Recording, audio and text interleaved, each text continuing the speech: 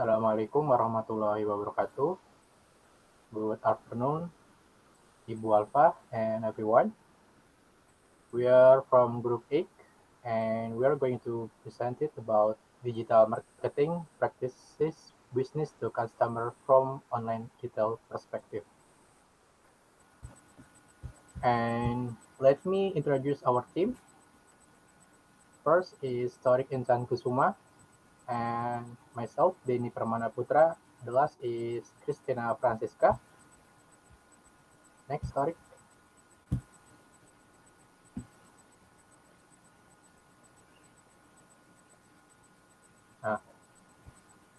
Everyone, in this section will be presented by Torik.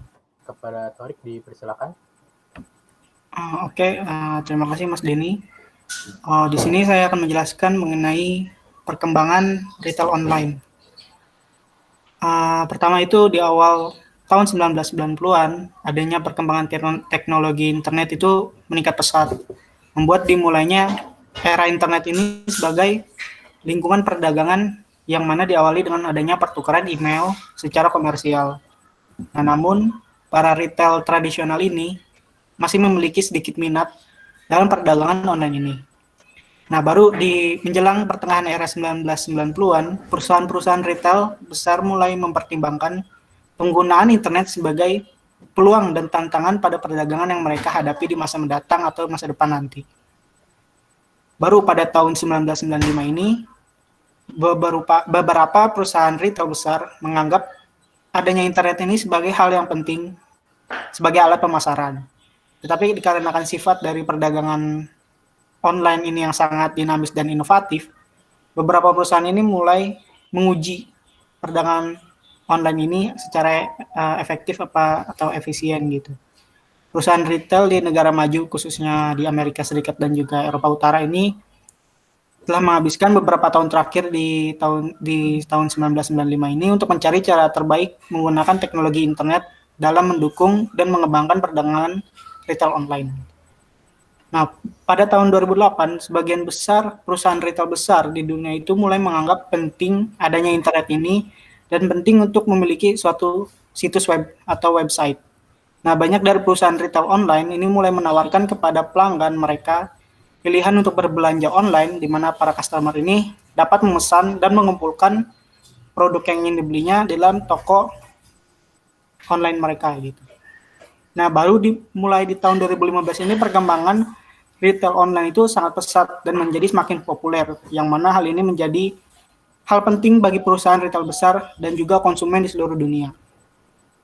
Nah, di Indonesia sendiri ini beberapa tahun terakhir ini terjadinya perkembangan retail online yang masif dan sangat pesat, di mana banyak dari perusahaan-perusahaan retail besar di Indonesia ini mulai meningkatkan eksistensinya di ranah digital. Nah, perkembangan retail online yang terjadi di Indonesia ini dapat dilihat dari pertama itu adanya perkembangan yang terjadi di Indonesia, yang artinya perekonomian Indonesia itu mulai stabil dan perkembangan infrastruktur teknologi di Indonesia itu kian meningkat, di mana hal ini sangat mendukung dan memadai bagi pertumbuhan retail online di Indonesia. Kedua itu adanya perubahan perilaku konsumen Indonesia yang saat ini artinya bahwa saat ini banyak dari konsumen di Indonesia ini lebih memilih berbelanja secara online di e-commerce. Ini terlihat pada tingkat penggunaan e-commerce yang tinggi oleh masyarakat di Indonesia.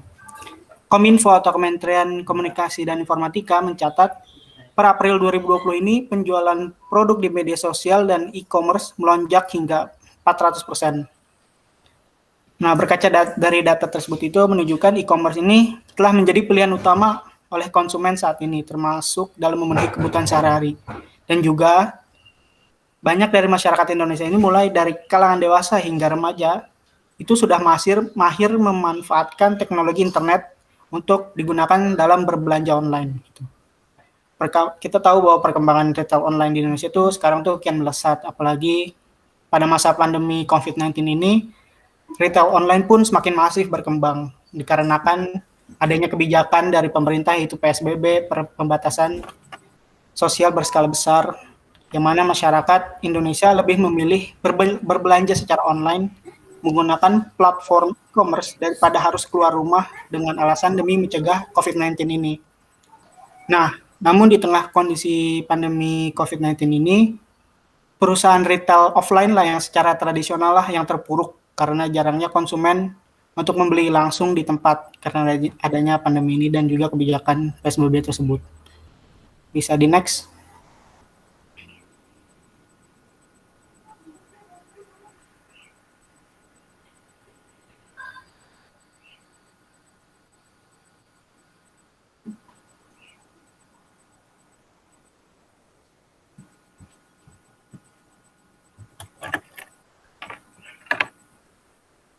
Bisa di next, Ika. Ya, sorry. Oke. Ya. Selanjutnya akan membahas mengenai strategi operasional retail online. Kita tahu munculnya e-commerce ini memicu pemikiran baru tentang bagaimana jaringan komputer, teknologi internet dapat memfasilitasi dan meningkatkan perdagangan di pasar bisnis dan konsumen. Nah, di sektor retail online ini terdapat strategi operasional baru yang mana menggabungkan operasi retail dan juga teknologi internet. Nah, terdapat 3 kategori utama dalam retail online ini.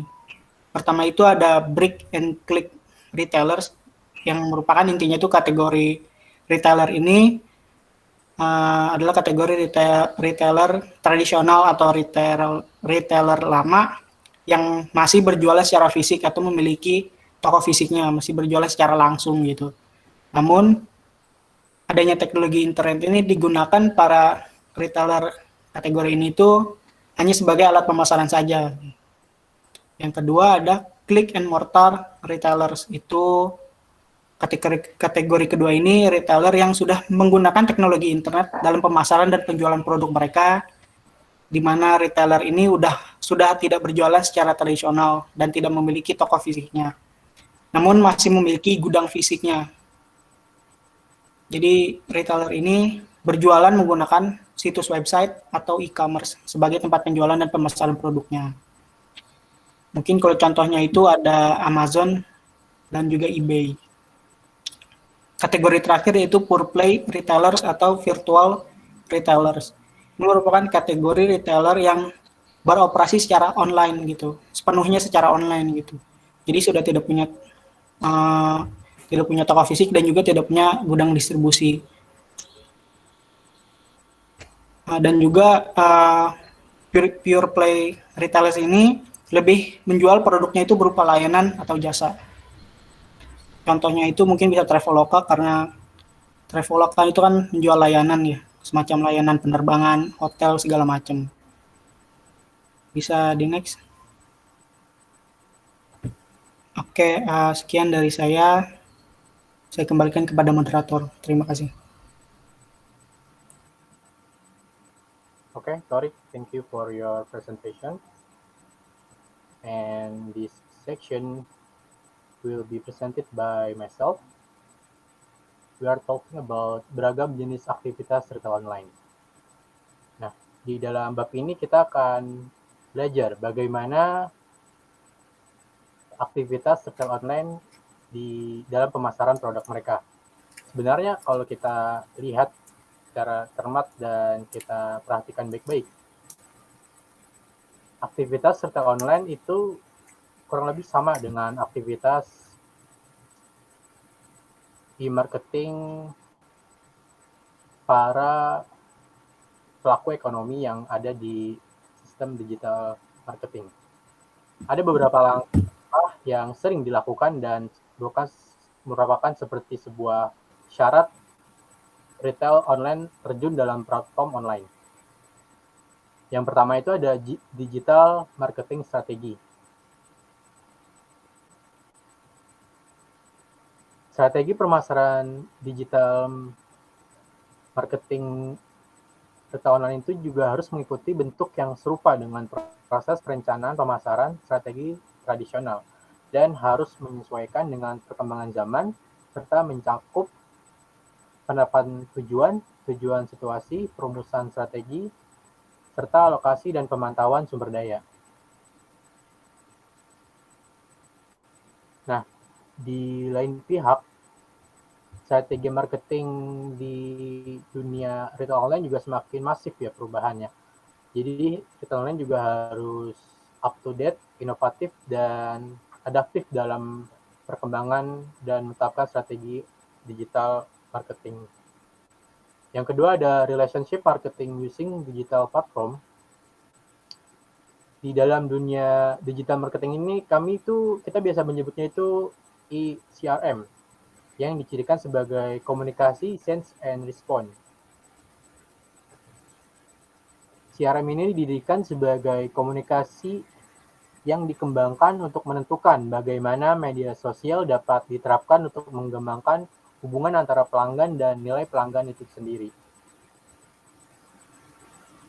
Di dalam kelompok sebelumnya sudah presentasi, kita telah melihat nih, semakin populernya media sosial dengan konsumen sebagai teknik pemasaran. CRM ini juga telah dikembangkan untuk menentukan bagaimana sih media sosial dapat diterapkan untuk mengembangkan hubungan pelanggan dan retail online. Ruang lingkup CRM ini juga mengatasi banyak proses bisnis. Nah, selanjutnya itu ada delivering the online customer experience. Pengalaman pelanggan online yang efektif bergantung pada banyak faktor, termasuk elemen visual dari desain situs dan bagaimana desain situs tersebut itu dirancang untuk persuasi, fungsi kegunaan, aksesibilitas, dan kinerja dari platform tersebut. Dari buku e-marketing yang kami pelajari, terdapat beberapa tinjauan yang harus dilakukan oleh retail online dalam melakukan delivering the online customer experience. Yang pertama ada penetapan dan pelacakan sasaran. Ini dapat mencakup sasaran untuk volume kampanye, kualitas dan biaya, serta profitabilitas. Yang kedua ada wawasan kampanye, itu meliputi rencana kampanye yang mencakup jangkauan dan komposisi audiens situs yang potensial. Yang ketiga ada segmentasi dan penargetan. Di dalam tahap ini pendekatan segmentasi merupakan suatu kunci ya antara hubungan perusahaan, segmentasi demografis, sikap, nilai, serta siklus hidup dari perilaku konsumen. Yang keempat itu ada penawaran dan pengembangan pesan. Yang kelima ada menganggarkan dan memilih nih media digital apa yang akan digunakan. Yang keenam ada integrasi ke dalam jadwal dan rencana media secara keseluruhan. Prinsip-prinsip integrasi ini tuh meliputi koherensi, konsistensi, dan kontinuitas dan saling melengkapi dalam melakukan delivering online customer experience. Bisa di next.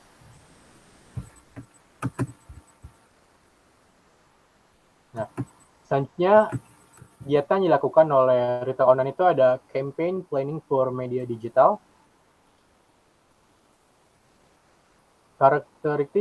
Karakteristik utama dari komunikasi interaksi adalah kombinasi antara media push and pull.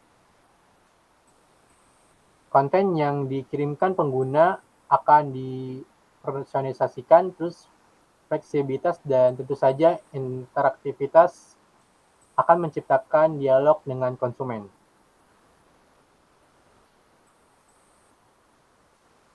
Yang kedua ada marketing communication using digital media channel.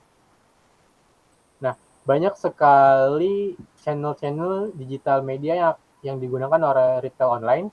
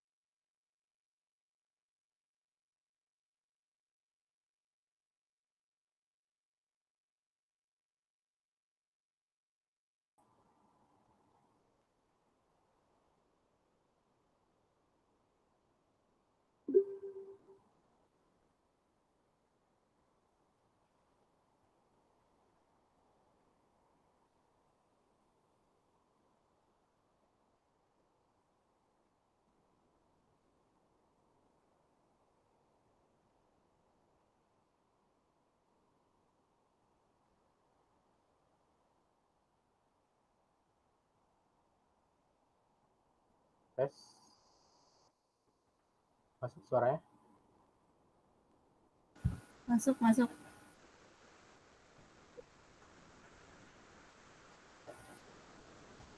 Ini mau maaf, sinyal di rumah saya sedang tidak stabil.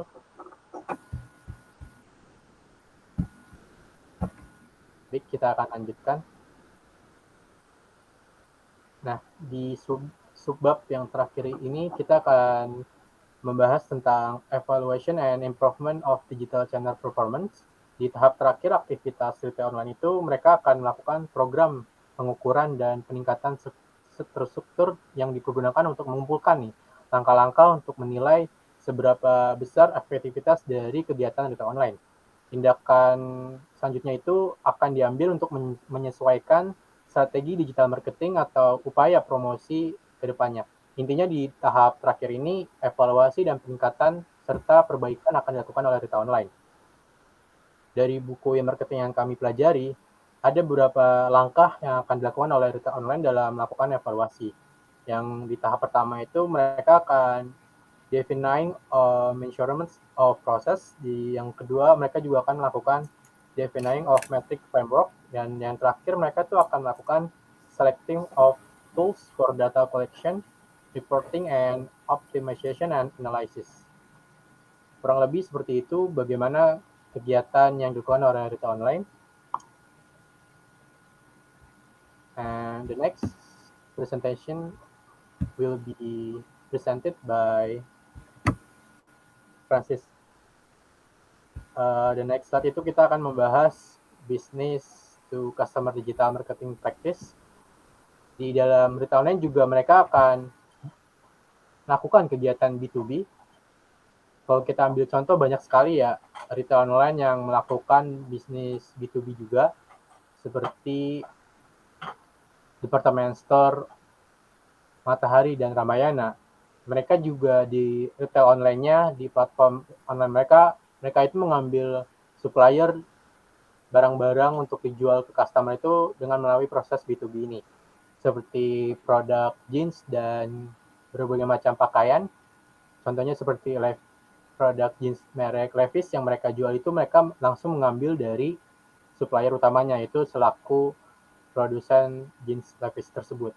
Nah, yang kedua, mereka juga melakukan business to business digital marketing, business to customer digital marketing, di mana mereka ini langsung melakukan praktik marketing langsung ke customer dalam menjual produknya. Di dalam kegiatan ini, margin keuntungan dari bisnis B2B mereka ambil sebagai kegiatan profitabilitas kegiatan marketing. Kurang lebih seperti ini bagaimana kegiatan dan mekanisme yang dilakukan dalam retail online. Saya di next, Ika. And in these study cases will be presented by Jadi selanjutnya kita akan masuk ke studi kasus. Di sini kelompok Francisca. kami mengambil Waktu dan tempat dipersilakan. sedangkan suaranya Bisa di intonasi bisa diperjelas kita. Terlalu kecil soalnya.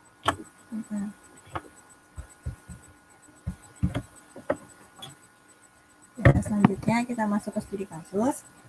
Di sini kelompok kami mengambil contoh salah satu online retail yang ada di Eropa, yaitu ASOS.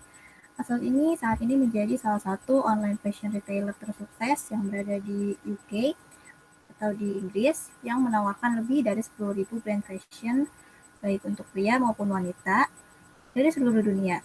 Nah, selain itu, ASOS ini menjual produk pakaian, kemudian sepatu, dan juga alat-alat kecantikan seperti skincare dan make up. Strategi promosi awal yang digunakan oleh ASOS adalah dengan menampilkan produknya dalam film dan di televisi melalui iklan, serta endorsement oleh para selebriti terkemuka dunia. Awalnya, ASOS ini menjual tiruan dari pakaian yang pernah digunakan oleh para selebriti dunia. Namun, berangsur-angsur, ASOS membuat produk dengan brand mereka sendiri di tahun 2004. Nah, kemudian di tahun 2006, ASOS mengadakan online catwalk show dan menjadi perusahaan fashion pertama di UK yang melakukan hal ini. Di tahun 2010, ASOS juga melakukan ekspansi ke pasar Eropa dan hingga kini telah membuka kantor perusahaan cabang di beberapa kota dan negara terkemuka seperti di Sydney, New York, Prancis, Jerman, dan Rusia. Berdasarkan laporan tahunan ASOS pada tahun 2011, disebutkan bahwa ASOS adalah salah satu website fashion ketiga terbesar di dunia yang paling banyak dikunjungi oleh rata-rata 13 juta pengunjung per bulan dengan 5,3 juta pengguna terdaftar dan 3,2 pelanggan aktif.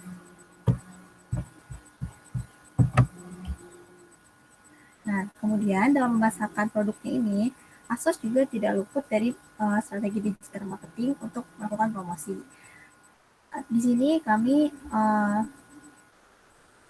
akan memaparkan dua strategi digital marketing yang digunakan ASOS.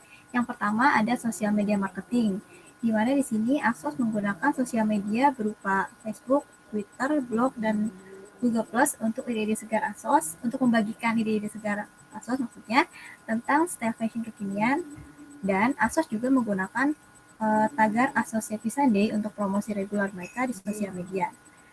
Nah, dari promosi sosial media ini, ASOS memperoleh 5 juta followers dan 1,3 juta likes di Facebook. Selanjutnya ada email marketing. Nah, promosi yang dilakukan ASOS melalui email ini dilakukan dengan cara mengirim surat kabar promosi untuk 2 mingguan ke email 2 juta pelanggan terdaftar. Nah, keuntungan yang diperoleh ASOS dari strategi ini adalah berhasil memperoleh 9% penjualan pada tahun 2009, di mana 20.000 produk terjual secara langsung dari flash sale dan 800 produk baru dimasukkan keranjang oleh pelanggan setiap minggunya. Kurang lebih itu yang bisa saya sampaikan. Selebihnya saya kembalikan ke moderator. Terima kasih.